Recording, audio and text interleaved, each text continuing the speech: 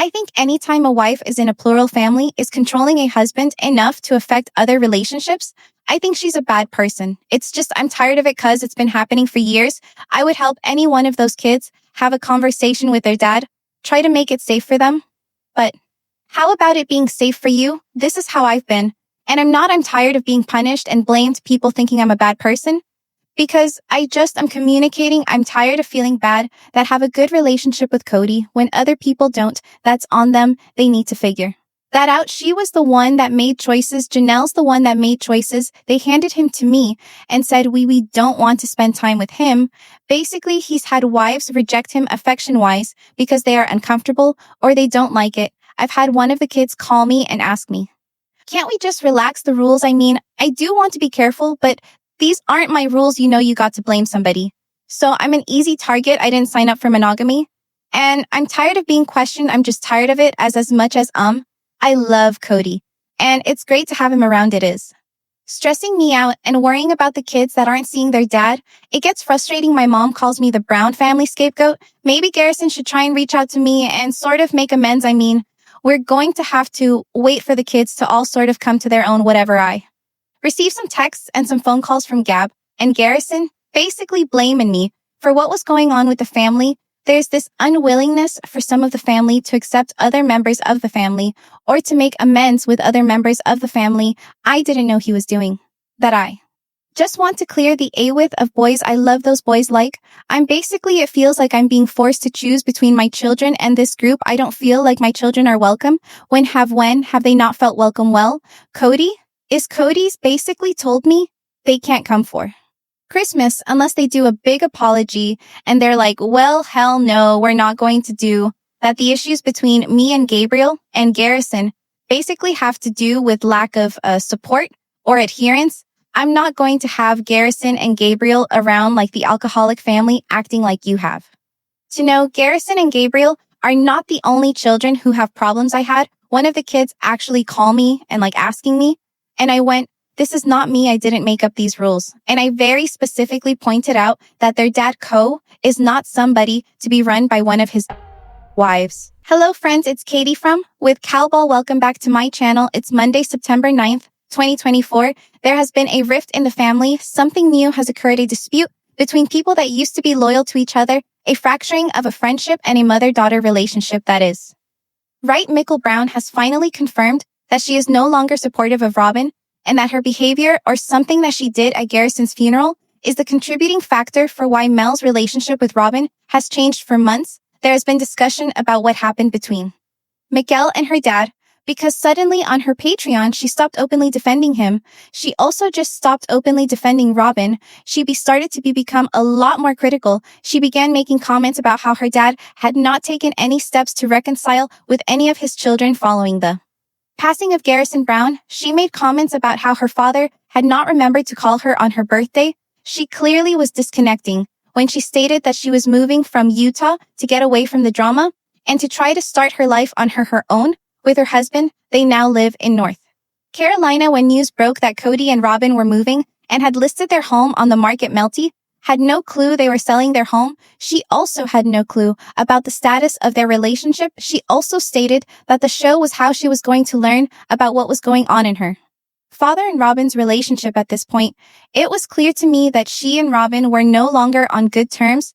But on Saturday, one of my followers sent me a message and said Mykelti responded to a question about her relationship with Robyn because the patron was feeling misled about Mel's relationship with Robyn. Up until the time that Garrison passed away, Mel Brown had always been very supportive of Robyn and Cody and had defended them despite the obvious behavior that they had and levied on other people. She often would even go as far as trying to defend Cody's behavior in relation to the way he treated Garrison and Gabriel. Now things have changed, and she says it has to do with something that happened at the funeral. This is the question that was posed to her by the patron. So what happened between you guys and Cody and Robyn the whole time you led us to believe you were close and that they were a part of your children's lives? Now you're telling us that you don't know they're moving or what they are up to. Sorry, but it just doesn't add up. So Mykelti responded to this by saying, we try very hard to say what we can while respecting our families and relationships. We don't lie to give you some insights. It's true. we have always been super supportive of Robyn. Yes, lately it may seem as that has changed. There are things that happened during the recent funeral that are the reason for that we won't be talking about those events, so you're not totally wrong anyhow. Thanks for supporting and watching, and I hope this helps a little. So, Melly said that she had been supportive of Robyn. We have always been super supportive of Robyn. And that has changed. She didn't say anything about her dad. She said Robyn, and something happened with Robyn at the funeral, so I noticed. That as the memorial, which was not the funeral, by the way, the memorial for the National Guard, that Mel was sitting on one side of this aisle, and Cody and Robyn were on the other side, and Melty had her arms crossed. She didn't look very happy. Obviously, funerals are not a place for happiness, so. It wouldn't surprise me. What surprised me was that she wasn't sitting near her family. People were claiming at the time that family members that had spoken out against Cody and Robyn or had been speaking out on social media were all seated on one side of the aisle, which in theory is true. However, other people like Peyton who've spoken out about the family have also were sitting with the family and were brought up to the stage. So I really don't think the seating had anything to do with those that were spoken out and those who hadn't, because frankly, all of them are speaking about the family, whether it's on social media or on the show at the time of the passing.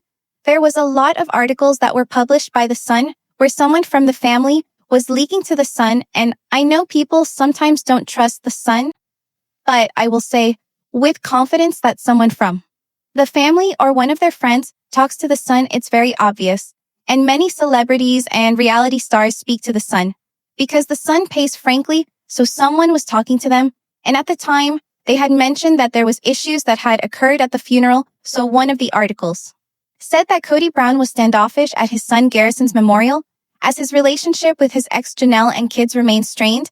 They mentioned that Cody was standoffish. He was more resistant, and mingling Robyn encouraged Cody to sit close to Janelle, but they also said it wasn't good for Robyn either, since a lot of the family still has resentment towards her. They said that Garrison and Gabe wanted nothing to do with Robyn. Obviously, that was true. You saw that on the show. And that was because they believe Robyn and Cody's relationship was a huge reason for their split. They also said that the family reunion was very awkward, but everyone came together and they supported each other. Cody manned up and was actually vulnerable with David Woolley. It was interesting family dynamic. Some were angry. There's some happy people. There's some in the middle. It's just like, let's focus on Garrison type of thing. It really wasn't about any ill feelings towards each other. So he was standoffish, but it says at this point, Cody's boys and the other kids are not going to be receptive to him because they just lost a family member.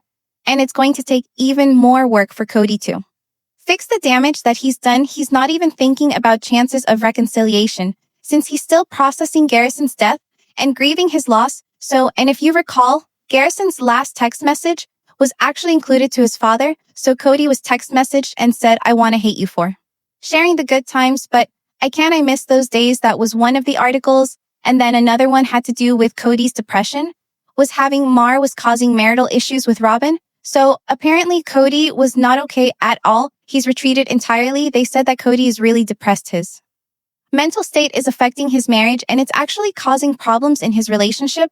He sort of put up this wall and is internalizing his feelings. He's focused more on himself and moving on. I don't think they will ever divorce unless he continues what he's doing and pushes her out. He just retreats when he gets upset. He blames her for his problems. So right now he's doing that with her. So something happened at the funeral because they basically said that Cody was standoffish. It wasn't good for Robyn because some people in the family and Robyn don't get along. I would assume that Robyn must have said something, and I would assume that there was some sort of altercation or some sort of confrontation or some sort of argument. I don't expect that we'll ever get the full details of it, but Robyn and her behavior was a very critical component to the divide between Cody and his children because Robyn was so angry that the boys were accusing her of making the co-rules and accusing her of causing the division and accusing her of, basically manipulating their dad, to do stuff, getting in the way of their relationship with their dad. They were angry about the resources that had been given to Robyn and her kids over everyone else. And frankly, if you look at the home, it's obvious that Cody and Robyn were taking resources from everyone else in the family.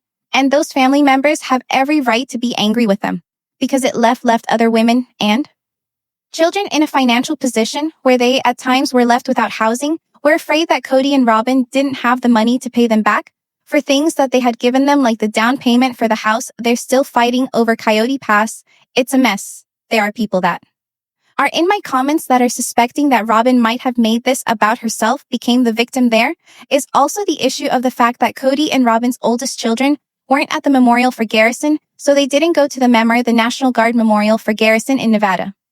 And I don't know if they went to his funeral. Frankly, I really don't. They haven't really made a lot of comments about the funeral because it was a private service, and I again hope it was not filmed, so we'll never really know, I guess, unless it shows up on the show, and I don't know if it will. But there's a lot that could have happened here, and that article back from Garrison's death should tell you that Cody is blaming Robyn for what happened, and I have no doubt that Cody is likely blaming Robyn, taking no responsibility for the fact that he has no relationship with his kids, or blaming Robyn for not doing her job well enough as the sister wife in order to make the family happy, or blaming Robyn for, causing the divisions with her with his kids, or blaming Robyn for everything. Because Cody has a habit of blaming the women in his life for all the messes that he creates in some respects. Robyn is a scapegoat because a lot of the family members do blame her for everything when they should be pointing the finger at Cody, right? Her behavior is toxic, but Cody is ultimately the one that chose to give everything up for her and give her all of the money and let her have access to all the money, right? And spend all the money when it comes to what could have happened. Honestly, it's pretty clear to me that going into this funeral, the tensions in the family were very high. The season had just ended. Cody had basically bullied Garrison very boldly on national television. He called his children jerks. He said he never wanted to have conversations with them again. He wanted to not have a relationship with them. Their relationships were strained, and they had been very divided. When the police showed up at Garrison's house, Janelle told them that Garrison had an estranged relationship with Cody. Cody didn't even show up at Garrison's house on the day of the event. So my guess is that Robyn's behavior of being Robyn, being entitled, being the victim, making it about herself, were probably contributing factors. And then I would also assume that Cody's behavior is amplified by that I think it's odd that Mykelti would say that her relationship with Cody, or being supportive of Cody, didn't change. Because she's honestly said the most about Cody. He didn't call her for her birthday. He didn't remember stuff. He hasn't reconciled with his kids. Part of me wonders if she's blaming Robyn for that. I don't know. We'll get more clarity, I'm sure, on the show. Although I don't know how much at the end of the day Robyn does have bad behavior. Robyn does make it always about herself.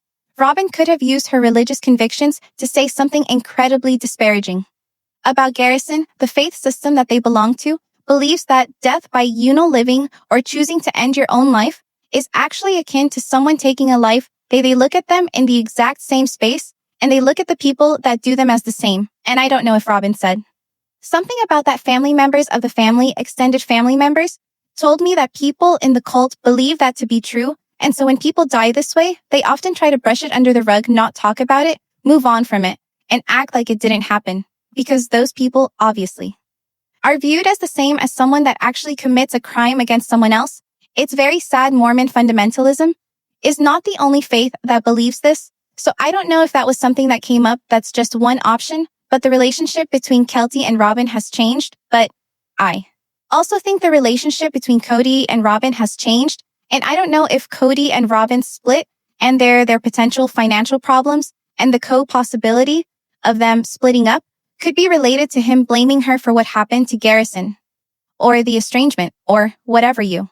No, he blamed Mary for not being a good sister wife. He blamed Christine for not being a good sister wife. He blamed Janelle for not being a sister wife. Maybe he blames Robyn for not being a good sister wife and not being a good mom. What are your thoughts about this? Let me know them in the comments below. Make sure to give this video a thumbs up.